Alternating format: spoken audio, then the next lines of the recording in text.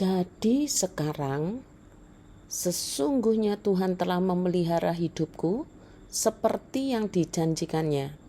Kini sudah 45 tahun lamanya sejak diucapkan Tuhan firman itu kepada Musa, dan selama itu orang Israel mengembara di padang gurun. Jadi sekarang telah berumur 85 tahun aku hari ini. Yosua 14 ayat yang ke-10. Hebron untuk Kaleb. Saudara-saudara yang dikasihi oleh Tuhan, salam damai sejahtera bagi kita sekalian. Saat teduh kita hari ini dari Yosua pasal 14. Konsentrasi kita pada ayat 6-15 dengan tokoh yang bernama Kaleb bin Yefune. Kaleb bin Yefune ini adalah rekan sepelayanan Yosua bin Nun dan menjadi tim dalam pengintaian tanah Kanaan bersama dengan 10 orang lainnya. Namun hanya Kaleb bin Yefune dan Yosua bin Nun saja yang tetap setia kepada Allah dan janjinya. Alkitab mencatat mengenai Kaleb dan Yosua sebagai orang-orang yang dikatakan keduanya mengikut Tuhan dengan sepenuh hati. Dicatat dalam Bilangan 32 ayat 12. Apa artinya mengikut Tuhan dengan sepenuh hati itu? Artinya mereka berdua tetap setia kepada Tuhan. Walau sebagian besar dari pemimpin yang lainnya tidak setia, bahkan memberontak. Kesetiaan Yosua dan Kaleb adalah minoritas di tengah-tengah para pemimpin yang diutus untuk mengintai. Kesetiaan yang minoritas ini tidaklah mudah, sebab berkali-kali kesetiaan kepada Tuhannya ini mengundang bahaya bagi diri mereka. Misalnya, hendak dilempari batu, dicaci maki oleh umat sendiri yang diwakilinya. Mengikut Tuhan dengan sepenuh hati juga berarti bukan hanya ada dalam diri mereka saja, tetapi karena mengikut Tuhan dengan sepenuh hati, maka Yosua dan Kaleb juga mendorong umat Allah, mendorong orang-orang yang dipimpinnya untuk mengikut Tuhan juga dengan sepenuh hati. Sekalipun minoritas dalam kesetiaan kepada Tuhannya, semangat untuk mengajak orang lain mengikut Tuhan dengan sepenuh hati tidak pudar, walaupun minoritas. Bersyukurlah saudara-saudara jika saudara-saudara mengenal pemimpin-pemimpin saudara yang dengan semangat, dengan gigih untuk mengikut Tuhan dengan sepenuh hati, yang artinya setia kepada Tuhan saja dengan sepenuh hati, bukan dengan setengah hati. Pribadi Kaleb bin Yefune tidak dikenal dengan tawar hati, tapi sepenuh hati, sebab ia selalu total sepenuh hati mengikut Tuhan. Kaleb bin Yefune telah menjadi suku Yehuda, dicatat dalam Bilangan 13 ayat 6. Dia diperkenalkan sebagai Kaleb dari suku Yehuda.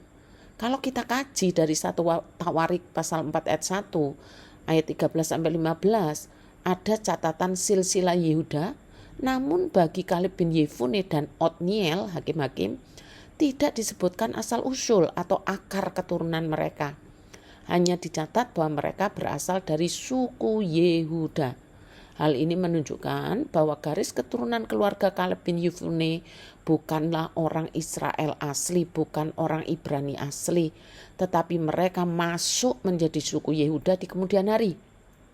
Mengenai akar keturunan keluarga Kaleb bin Yefune ini, diperkirakan bahwa mereka merupakan keturunan orang-orang Goyim. Orang Goyim itu artinya bukan orang Ibrani atau orang kafir, yang menjadi tawanan di Mesir akibat perang, kemudian keluar bersama-sama bangsa Israel di saat Eksodus. Itu riwayatnya Kaleb. Saat dibahas dalam pasal ini, Kaleb telah berusia 85 tahun. Dedikasinya tidak pudar, tidak berubah. Kesetiaannya kepada Tuhan juga tidak berkurang. Ketika bangsa Israel takut menghadapi Kanaan, Kaleb dan Yosua tetap percaya kepada Allah.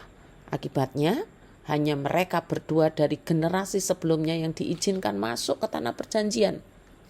45 tahun setelah janji Tuhan diberikan, Kaleb datang kepada Yosua dan minta Hebron sebagai bagian warisannya. Hebron bukanlah tanah kosong yang siap ditempati. melainkan wilayah yang dikuasai oleh orang enak. Kaum raksasa yang membuat orang Israel gentar sebelumnya. Namun Kaleb tidak gentar. Rahasianya mengikut Tuhan dengan sepenuh hati, setia hanya kepada Tuhan seumur hidupnya. Pada usia 85 tahun ia tetap memiliki semangat dan kekuatan untuk merebut tanah itu. Mengapa? Karena ia tahu Tuhan yang berjanji adalah Tuhan yang setia kepadanya. Kaleb hidupnya mengajarkan kepada kita bahwa menantikan janji Tuhan bukan berarti duduk diam, tetapi tetap melangkah dengan iman. Iman yang sejati bukan hanya percaya dalam hati, tapi juga berani bertindak dengan keyakinan bahwa Tuhan akan menyertai. Seperti Kaleb, kita pun seringkali menghadapi raksasa-raksasa dalam hidup kita, seperti tantangan, ketakutan, atau masa depan yang tidak pasti. Namun, ketika kita tetap mengikut Tuhan dengan sepenuh hati, Dia akan memberikan bagian terbaik bagi kita yang telah terlebih dahulu dijanjikannya kepada kita. Bagaimana dengan kehidupan kita saat ini? Berapa banyak tantangan hidup kita yang membuat kita sulit untuk mencapai berkat-berkat Tuhan? Jika kita sedang menghadapinya, firman Tuhan hari ini mengingatkan kepada kita jangan menyerah. Percayalah, Tuhan akan memberikan Hebron saudara pada waktu yang tepat. Tetaplah setia, tetaplah beriman, dan teruslah melangkah dengan kekuatan dan pertolongan dari Tuhan. Sehingga ketika kita mampu melewatinya, nama Tuhan juga yang dipermuliakan. Tetaplah mengandalkan Dia, berjalanlah bersamanya. Tuhan akan menyertai dan menguatkan kita dengan anugerah dan kasih karunia-Nya. Selamat ulang tahun Bapak Yoyong Riko, Bapak Hendra Rusdianto. Doa akan saya japri. Terima kasih, Tuhan Yesus memberkati.